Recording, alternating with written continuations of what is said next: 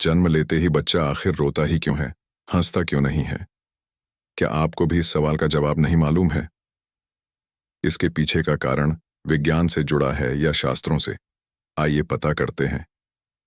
क्या आपके दिमाग में भी ऐसा सवाल आता है कि नवजात शिशु पैदा होते ही आखिर रोता क्यों है, शिशु हंसता क्यों नहीं है? इस बात का सही जवाब किसी को नहीं मालूम होगा। इस सवाल का सही जवाब ढूंढने के लिए हम यहाँ विज्ञान और शास्त्र दोनों का अध्ययन करके आपको इसका कारण बताएंगे। मेडिकल साइंस के अनुसार शिशु के जन्म लेते ही रोने का कारण मेडिकल साइंस के अनुसार जब बच्चा मां के पेट में होता है तो एक पैकेट में बंद होता है और उस पैकेट के अंदर एक खास तरह का लिक्विड होता है।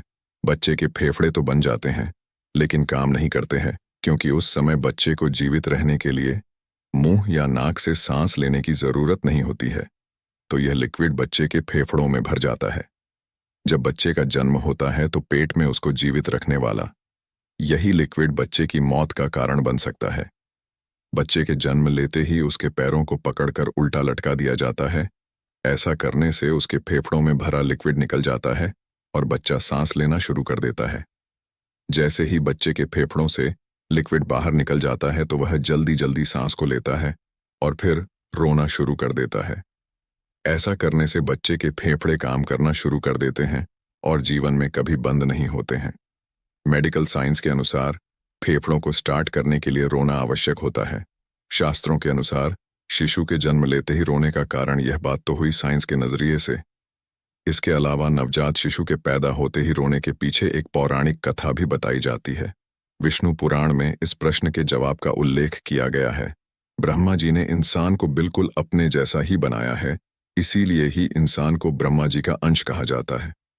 जब ब्रह्मा जी ने पहला इंसान बनाया था और अपनी गोद में लेकर आत्मा का स्थानांतरण किया तो वह आंख खोलने पर लगातार एक ही सवाल करने लगा कि मैं कहाँ हूं, मैं कहाँ हूं, मैं कहाँ हूं।